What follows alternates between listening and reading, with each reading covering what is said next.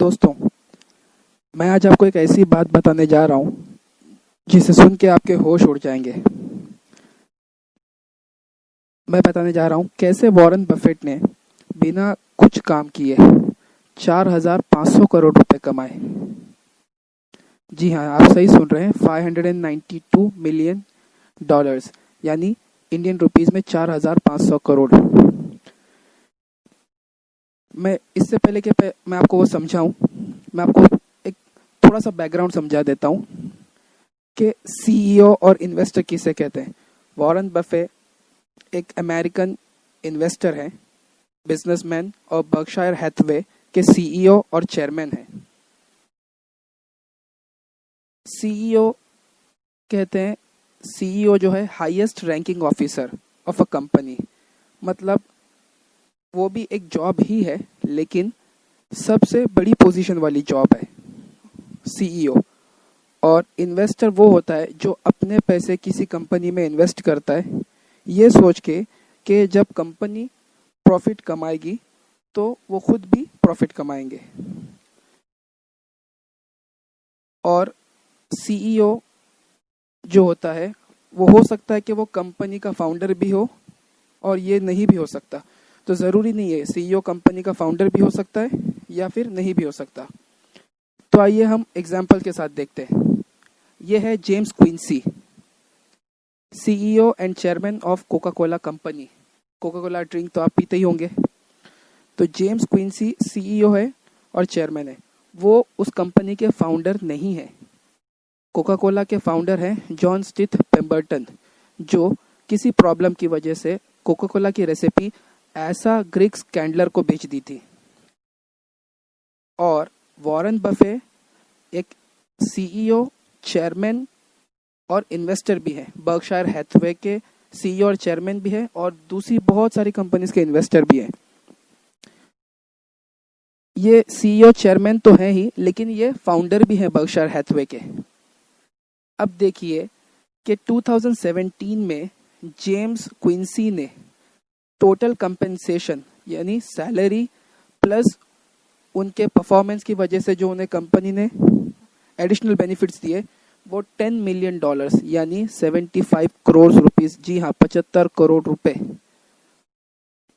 उन्हें दिए गए 2017 में। लेकिन वॉरेन बफे जो है कोका कोला कंपनी का 9.4% होल्ड करते हैं। तो वॉरेन बफेट ने 2017 में सिर्फ और सिर्फ डिविडेंड इनकम में 592 मिलियन कमाए, यानी 4,500 करोड़ रुपए। सोचिए कि कोका कोला कंपनी में जेम्स को डेली आना पड़ता है और रोज काम भी करना पड़ता है। वो उस कंपनी का एक हिस्सा है, जॉब करते हैं, लेकिन वॉरेन को यहाँ पर ना कंपनी में आना पड़ता है ना उन्हें कंपनी के अंदर कोई जॉब करनी पड़ती है। सीईओ वो एक हाईएस्ट रैंकिंग ऑफिसर तो है लेकिन उसके ऊपर भी कुछ लोग होते हैं। वो कौन होते हैं? BOD, board of directors. लेकिन इन्वेस्टर को कभी भी किसी कंपनी में आकर प्रेजेंट होने की ज़रूरत नहीं होती है। वो किसी को रिपोर्ट नहीं करेगा, वो अपना खुद मालिक होता है। ये हो सकता है कि इन्वेस्टर बहुत सारी कंपनी के बोर्ड ऑफ डायरेक्टर्स में हो लेकिन वो किसी को रिपोर्ट नहीं करेगा।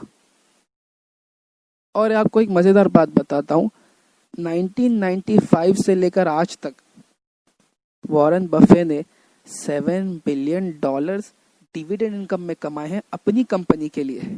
$7 बिलियन मतलब 52,000 करोड़। जी हाँ, 52,000 करोड़ 1995 से लेके आज तक अपनी कंपनी के लिए। ऑब्वियसली उनकी कंपनी के पास $125 बिलियन कैश रिजर्व्स भी हैं, वो एक अलग टॉपिक है।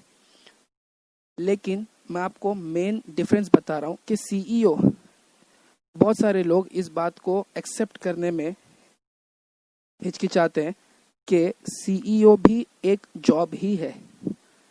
वो एक हाईएस्ट रैंकिंग ऑफिसर, सबसे बड़ी पोस्ट है, लेकिन फिर भी वो भी एक जॉब ही है।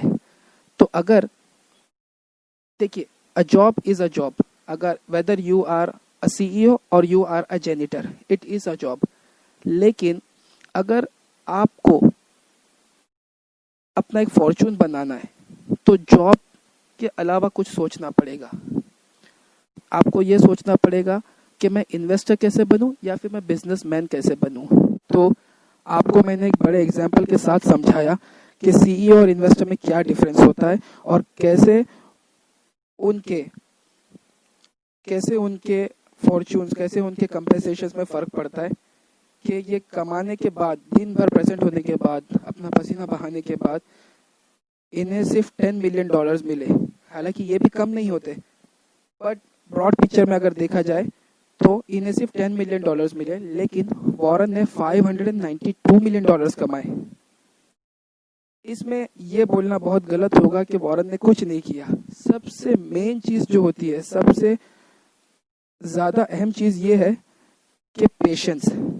अगर आप देखें कि 1995 से आज तक, यानी 25 साल बाद इन्होंने अपनी कंपनी के लिए $7 बिलियन अर्न किए। तो इन्वेस्टर बनना आसान नहीं है, क्योंकि इन्वेस्टर बनने के लिए पेशेंस चाहिए। लोग बहुत सारे बोलते हैं कि मुझे इन्वेस्टर बनना है, मुझे बिजनेसमैन बनना है, लेकिन उनके पास पेशेंस नहीं होता कि वो अपने बिजनेस को ग्रो करने के लिए टाइम दें। या फिर इन्वेस्टर जो होते हैं वो अपने आप को बोलते हैं, लेकिन वो इतना अपने आप में पेशेंस नहीं ला पाते कि मार्केट में जो अप्स एंड डाउन्स होते हैं तो उसको सस्टेन कर पाए। तो अगर आप इन्वेस्टर बनना चाहते हैं, अगर आप बिजनेसमैन बनना चाहते हैं, तो आपके पास एक चीज़ होना बहुत ज़रूरी है, patience. Thanks for watching guys.